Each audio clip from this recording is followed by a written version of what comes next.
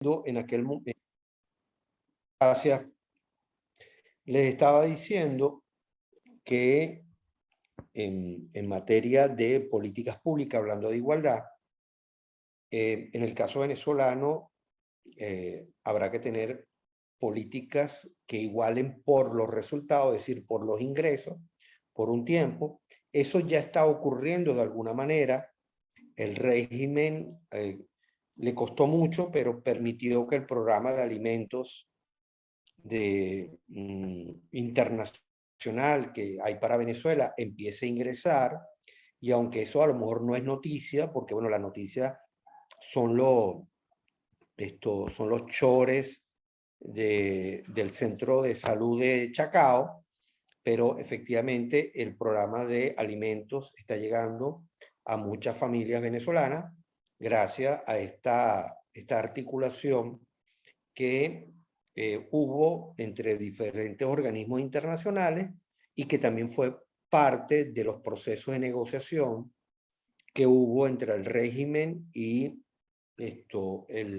la Asamblea Nacional allá en México. ¿Ok? Con el equipo negociador de Gerardo Blay. Bien, entonces, pero como les decía, en definitiva, la igualdad deseable es la igualdad de derechos y la igualdad de oportunidades. Alguien puede preguntarse, pero bueno, usted mencionó que era muy importante el estado de bienestar como parte de una política de un régimen democrático. Le digo, sí. Pero como muy bien dijera el gran presidente norteamericano Ronald Reagan, la calidad del estado de bienestar debería medirse no por el número de gente que se suma al estado de bienestar, sino por el número de gente que se...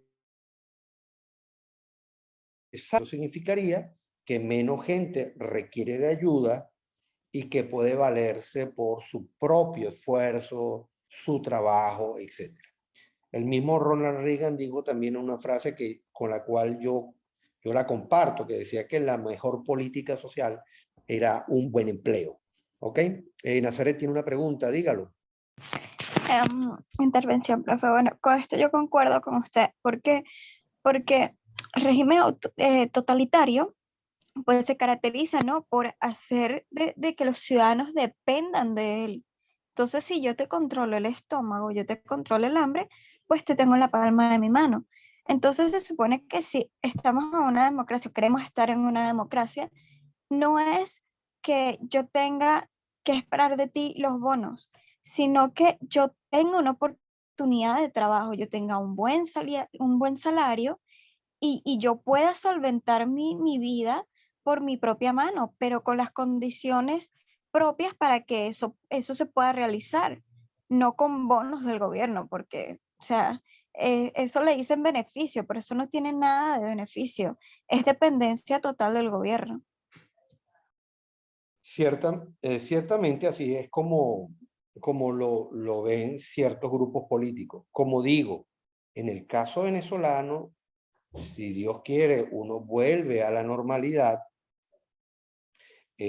tendremos que plantearnos seriamente programas de ayuda, programas de apoyo a una población que está, o sea, porque estamos hablando de 22 años de devastación del aparato económico, de devastación de la infraestructura, de los servicios públicos. Entonces, hay ciertas cosas que se pueden reactivar relativamente rápido, ¿verdad? Pero hay otras cosas que llevan tiempo e incorporar a esa parte de la población no va a ser de un día para otro. Discúlpenme que me tienen que dar un mensaje ahorita. Voy a cerrar la cámara y el micrófono, pero no se desconecten, por favor.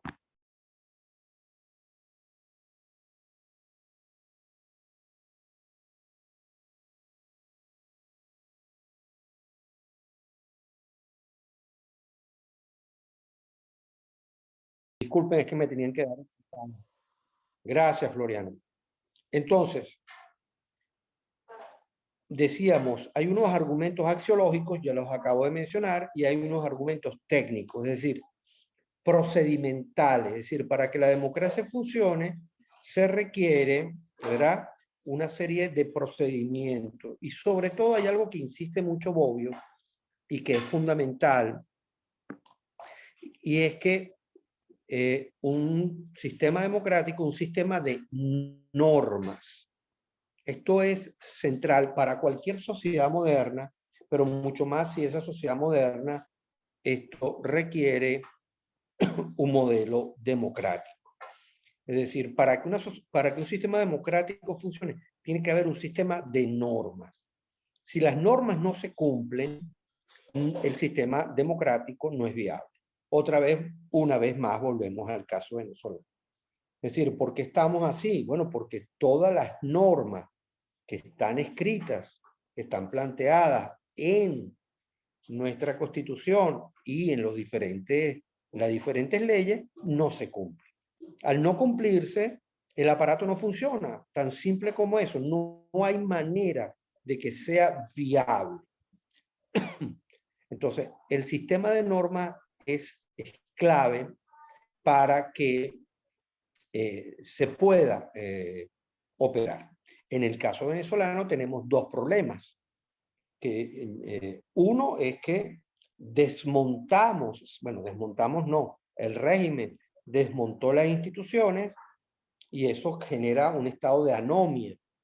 Pero a eso súmele una población en la cual una parte, yo no creo que todos los venezolanos, yo no soy de esos que dice todos los venezolanos son así o asado, pero sí una parte importante, significativa de los venezolanos no quieren ni les gusta cumplir normas.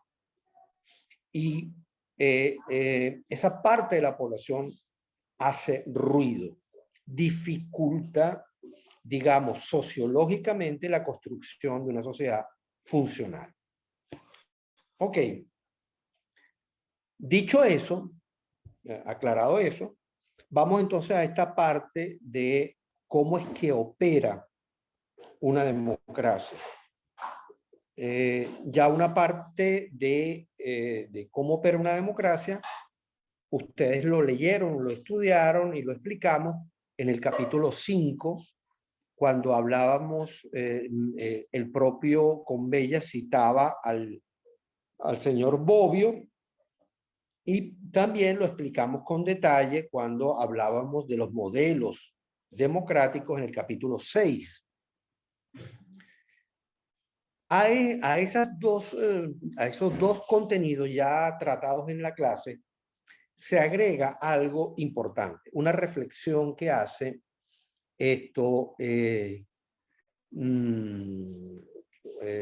una reflexión importante que le hace el amigo Bobbio sobre un principio central de una democracia, al cual Bobbio le hace una serie de, digamos, aclaratorias. Nos referimos al principio de la mayoría. El principio de la mayoría, que se expresa a través de los procesos de votación, a todo el mundo le luce como, bueno, el gran principio, ¿ok? El gran principio por el cual opera una democracia. Y eso es cierto, pero es parcialmente cierto. Es una de las cosas que nos quiere decir Bobbio. Es decir, lo primero, hay sociedades donde se opera con mayoría de votos. Y eso no quiere decir que eso sea democrático. El Parlamento chino opera bajo el principio de la mayoría. ¿En serio? Sí. Claro, el único problema es que todos los miembros del Parlamento chino son del Partido Comunista Chino. Un pequeño detalle. Así operaba el Parlamento de la Unión de Repúblicas Socialistas Soviéticas, la extinta URSS. Operaba bajo el principio de la mayoría. Entonces, hay maneras, hay modalidades de gobierno que utilizan el principio de la mayoría, pero lo utilizan bajo unas condiciones que no pueden llamarse técnicamente democráticas. Entonces, lo primero que quiere aclarar el amigo Bobbio es que el principio de la mayoría por sí mismo no garantiza una sociedad democrática. Esta idea nos tiene que quedar muy clara. Tienen que operar otras cosas que ya hemos mencionado. Separación y autonomía de poderes, respeto a los derechos humanos, libertad de expresión, libertad en general, respeto a las libertades, ¿ok? Las características que mencionamos en la clase anterior que destaca Robert Dahl, tanto las instituciones como las condiciones que requiere una democracia. Recuerdan que vimos en la clase pasada. Si no operan todo ese conjunto de instituciones, condiciones, no es posible que exista una democracia, en la cual el principio de la mayoría sería uno de los factores que alimentaría ese proceso de la democracia. ¿Ok? Por aquí, por mi casa, está empezando a caer otra vez una lata de agua. Volvemos a lo mismo. Si por razón de este palo de agua la señal se ve afectada, bueno, sencillamente paramos y nos volvemos a reconectar cuando podamos. En todo caso, no caigamos en pánico. ¿De acuerdo? Bien, entonces por aquí hay unas preguntas.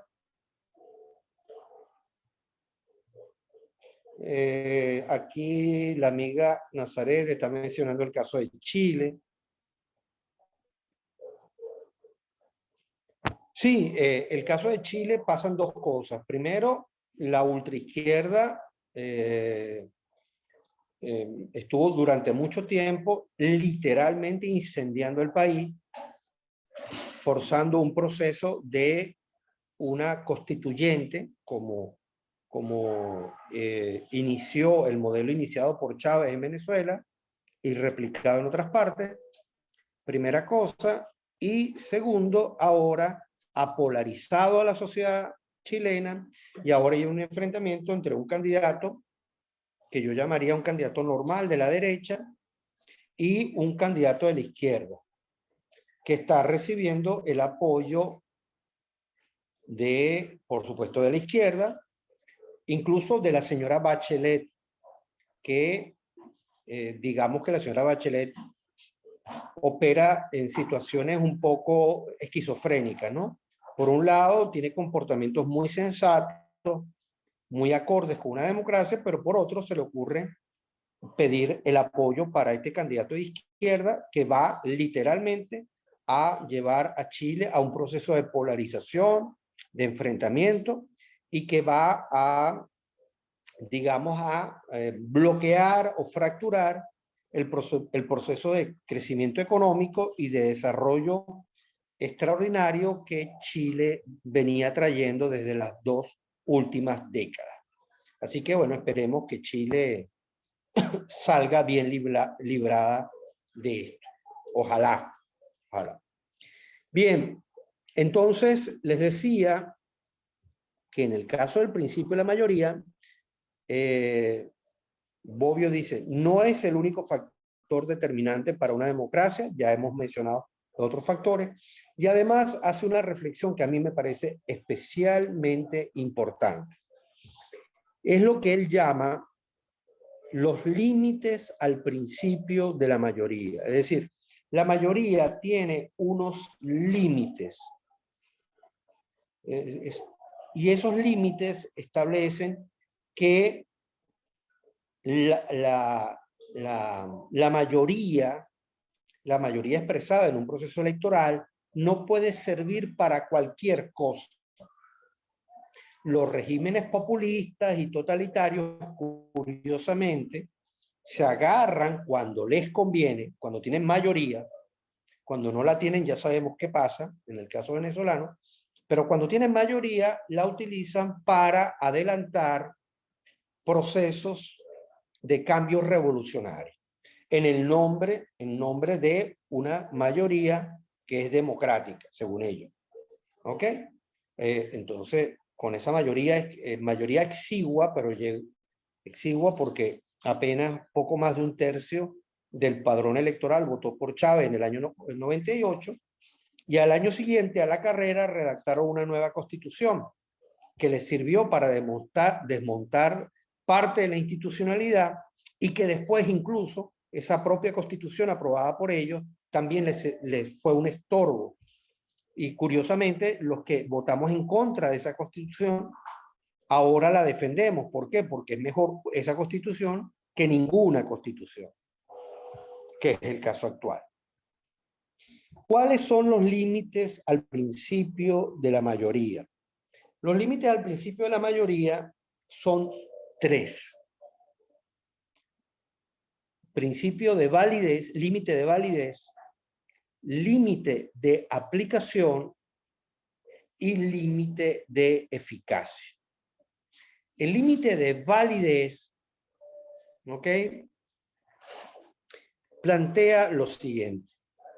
El principio de la mayoría no puede tener una validez absoluta.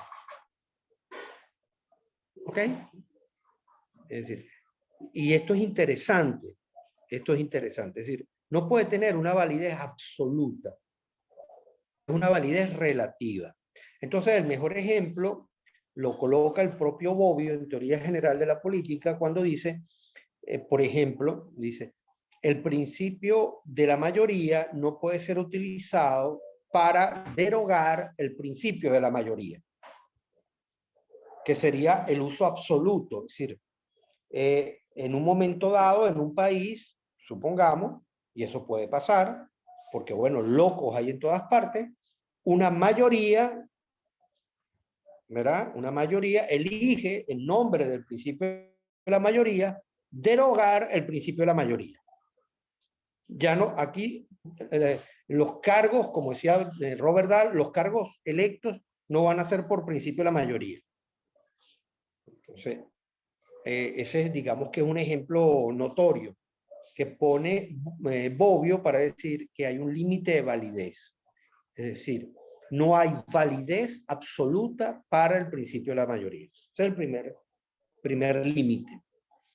Después hay un límite de aplicación, o en algunos libros aparece como límite de alcance.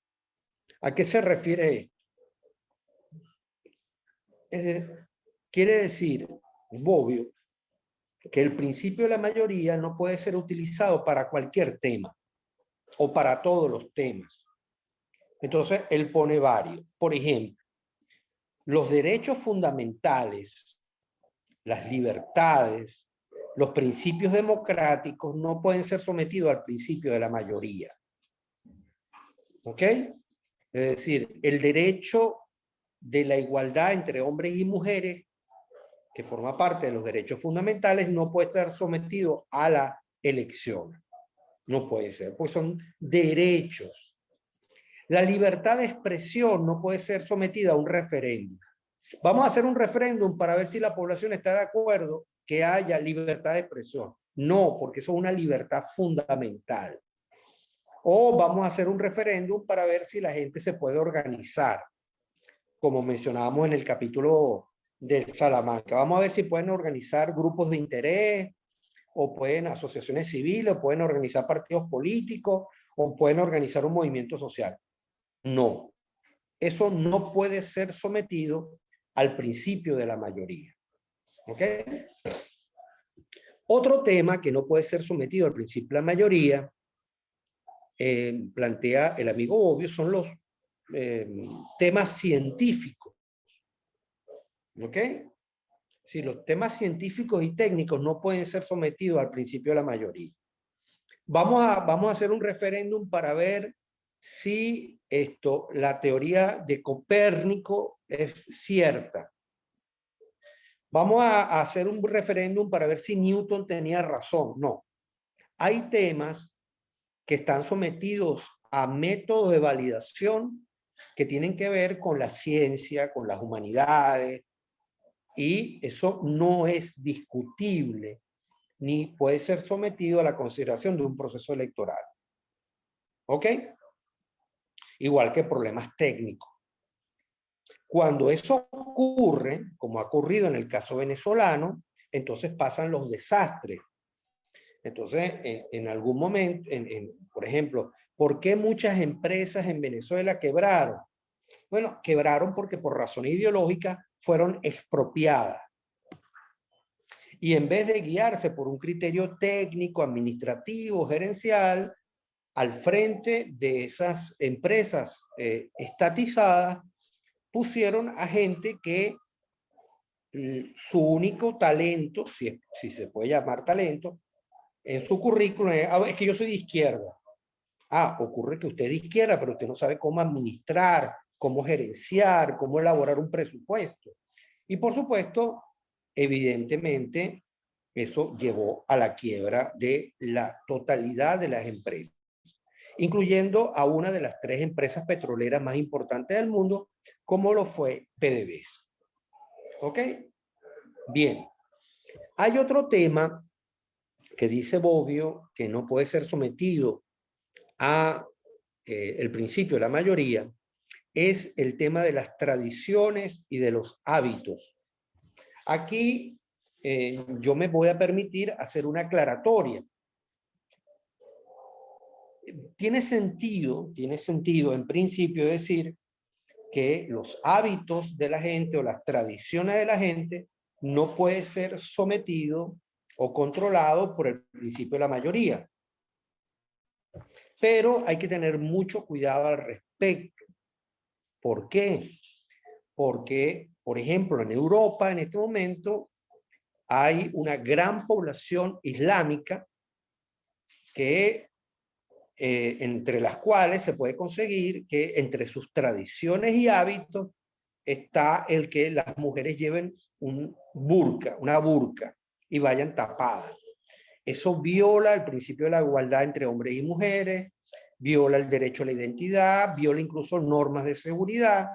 Entonces tú dices, bueno, ya va, espérate. Cuidado con eso.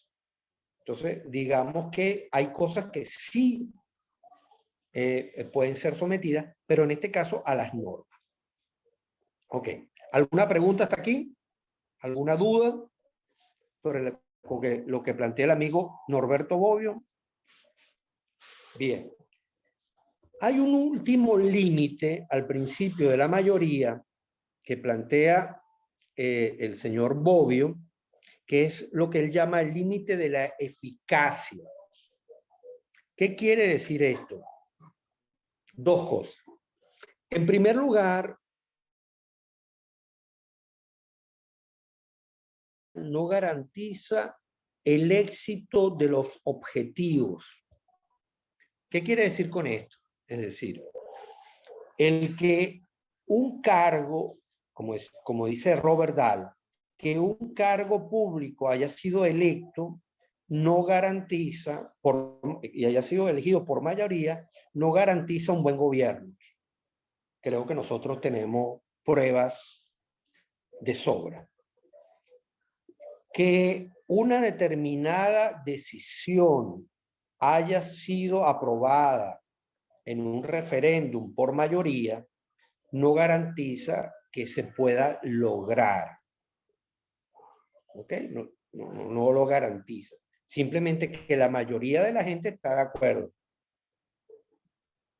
¿Verdad? Y aquí también hay un segundo elemento de este límite de la mayoría, y es que por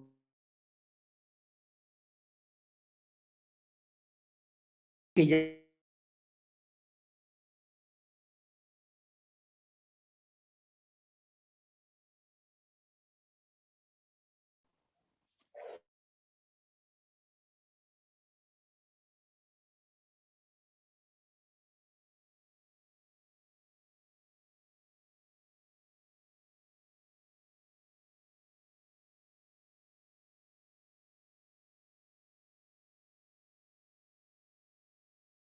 bueno, es que ese es tu problema, que estás creyendo.